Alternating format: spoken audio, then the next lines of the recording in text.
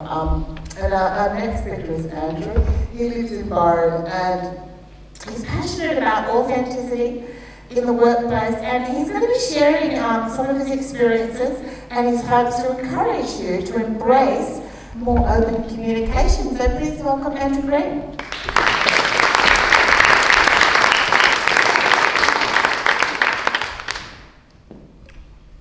You're on mute, Margaret. Margaret? Yep, we can see you. You need to click on the little button. The little microphone. Yeah, that's the one. Okay, we've got you now. Beverly, really? It's like the Brady Bunch? Yes, we get it. All our little faces on the screen. We remember that show. Yes, it sort of looks like the Brady Bunch, but it was pretty funny the first time someone said it, but not the 20th. Mary, we can't see you. We can hear you. You need to click on, yes, the little button, the little video camera. Oh, turn it off.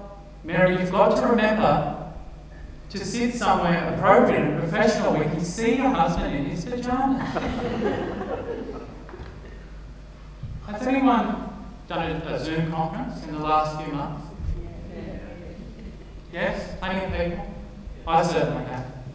They seem to all head in the same direction. Starts off that way. Then we do our little whip around. Everyone talks about their job, what's happening. Everything's going great. We're kicking some goals, meeting all our marks, achieving success, doing really well. Then we talk about our touch points. We're hitting our touch points. We're really drilling down. We have to make sure that we're improving our comms, because we don't want to be working in silos, do we? Ladies and gentlemen, I feel like we're in the middle of an authenticity crisis that's been exacerbated by the COVID pandemic, which has led to this rise in Zoom and video conferencing. People thinking this is the answer. I've been in a lot of Zoom conferences over the last few months, and I'm sick of it. It feels to me like maybe people are really worried about their jobs, so nobody wants to actually say what's really happening. They don't want to put themselves out there on the chopping block and be the next person that's in line to be cut off with the next restructure. That's how it feels to me. We talk about how we value honesty and how we despise people that are untruthful and insincere, and yet we feel that sense of shame around being honest. And we seem to feel okay with being deceitful because we don't want people to see that we're really struggling. We can't. It's normal. And a lot of us experience what I would call honesty regret. I know I certainly do. You do say something that you really mean, something that you're struggling with, and then you might wake up in the night and think, oh, I shouldn't have said that. And the next time you have one of those feedback sessions, or what do they call the annual review, they sit you down, the upper management, give the old feedback sandwich. A good thing, a bad thing, a good thing. So they start you off, Andrew, you're doing so well in your customer service and your reports. They're all really good, but just one little thing. You remember you mentioned that time that you sometimes procrastinate? Yeah, I think you really need to be aware of procrastinating at work. Yeah, shouldn't have said that. We keep paying for it. And who doesn't procrastinate when you're working from home? No, I certainly do. Jeez. Would you rather sit down and get on top of your database and make sure that's all up to date? Or do the load of washing that your wife asked you to do this morning? Probably do the load of washing. So I think we're at a really critical point. We're getting really inauthentic. About this time last year, I saw a course advertised in the Echo, Authentic Communication, Mandy, Nolan, Catsi. It's the first time I've actually seen a course advertised and thought, that's what I want to do. That's what I want to learn. done lots of courses. Communication, time management. The irony about that time management course that I did was actually probably the biggest waste of time in my life. Except for the day that I spent the whole day watching The Simpsons for 7. But anyway, I saw this course and I thought, I'm going to do that. So I signed up, went along, and it was uncomfortable to start off with. But I pushed through and I really enjoyed it and got something out of it. And I thought,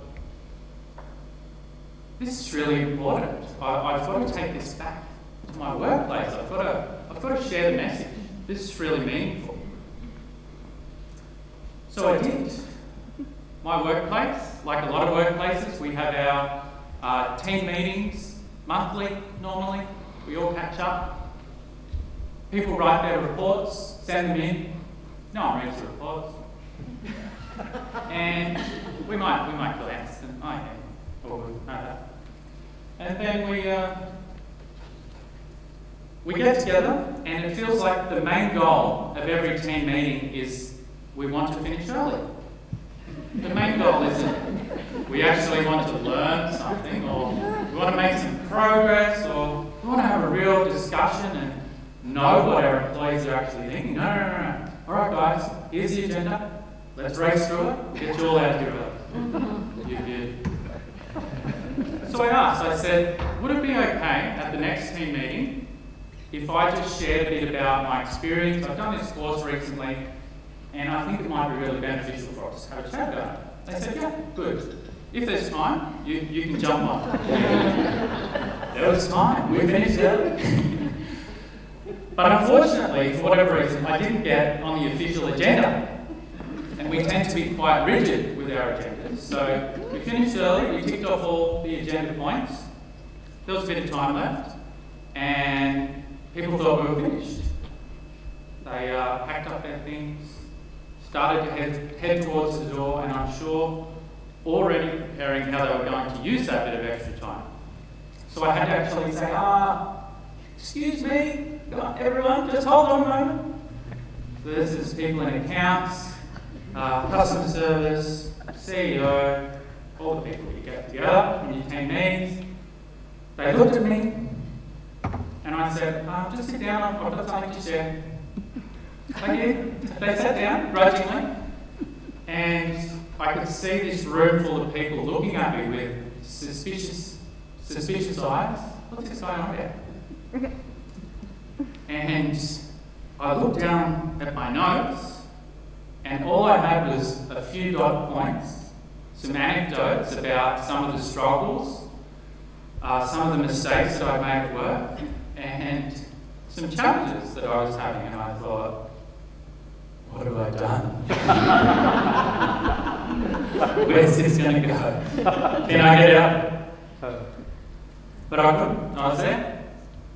And I didn't have a PowerPoint. That's the other thing. PowerPoint presentation. No handouts. No colourful graphs and charts. No fancy language prepared. But I pressed on. I got started.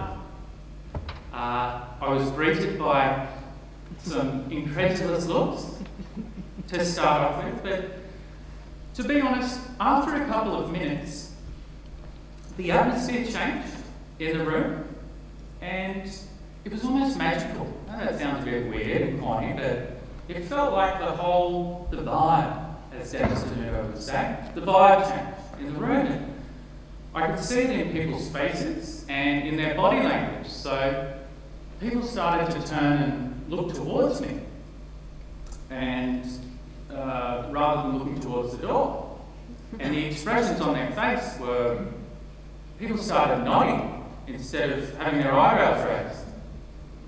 And I did my thing, and then I finished. And a few other people started to say, well, yeah, I'm actually struggling with this at the moment. I'm glad you brought that up. That's a bit of a tough one. We probably need to talk that out. And some other people said, yeah, I've made those mistakes before. I had to learn that the hard way. And we really started to develop a bit of a team spirit in the room. And that afternoon, I went and sat in my office, and a succession of people came in and said, thank you, Andrew, for sharing that. That was really good. And they spoke to me and told me about some of the issues that they were having in their work. 2:20 p.m. So that was a really defining moment for me. And I started to think of myself as the Messiah of authenticity. Self-titled, Messiah complex. And I thought I really made a difference here. I've changed things forever. And it did go okay for a while. We did pretty well. People opened up, we started to share, talk about our difficulties, be a bit more honest. But then we sort of forgot about it. People got busy, we moved on, there was crises, emergencies, we had to deal with them. And I got sick of being the Messiah. It was tough. It was hard. So things got a bit lax there. And then I actually saw another email from Mandy and Nolan earlier in the year about this course, and it prompted me. And I thought, I really let that go. I've got to do something about it. So I signed up for another team meeting, I remember, 17th of March. Got myself on the agenda this time, made sure I was listed there. And a few people actually came up to me before and said, Andrew, you're on the agenda. I'm looking forward to it. So I must have had a pretty good reputation. So I prepared something really good. And I was ready to go. But then you know what happened the day before? Phones started ringing, emails came in.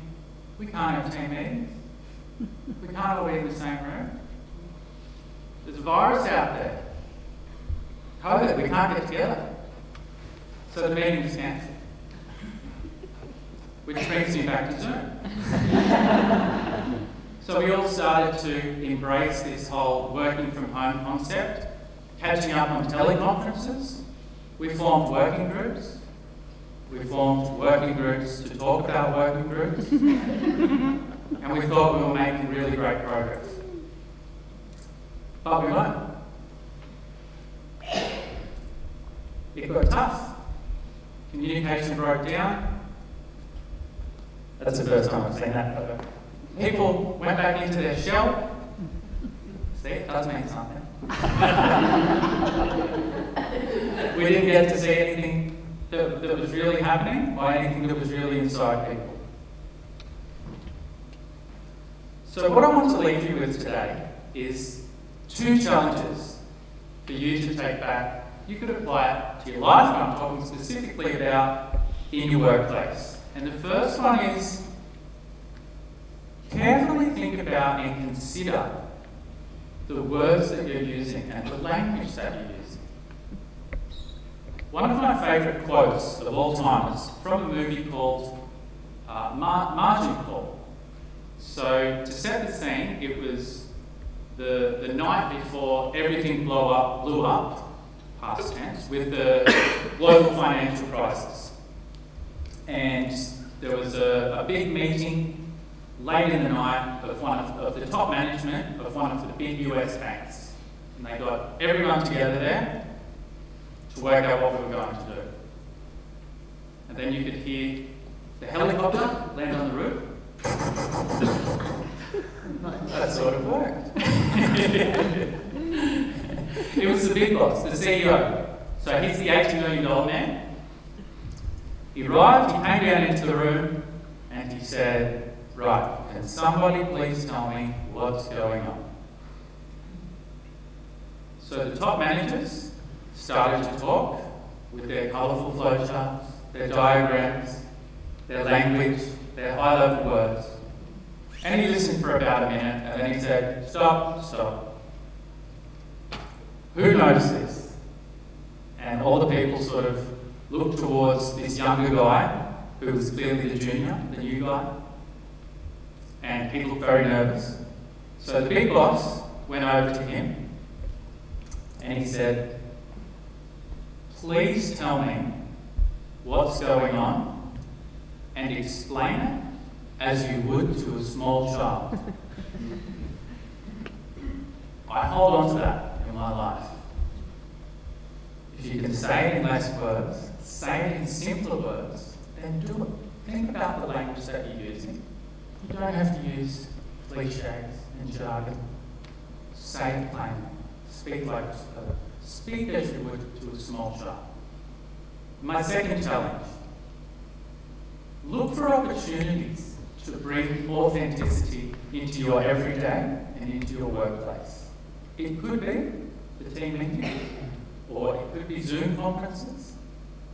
Look for opportunities to share and to be open. Tell people what's really going on, because a lot of people think if I appear vulnerable or look like I don't know what I'm doing, then people will think I'm weak. But my experience is it's the exact opposite. People see that you are strong because you recognize that you're not perfect and that you make mistakes, and you're comfortable enough to be able to share that because you know that other people can learn from your mistakes as well. I really think that this is the only way that we can progress as organisations and as people and as communities to really make a difference and do something positive. We need to communicate authentically. Thanks.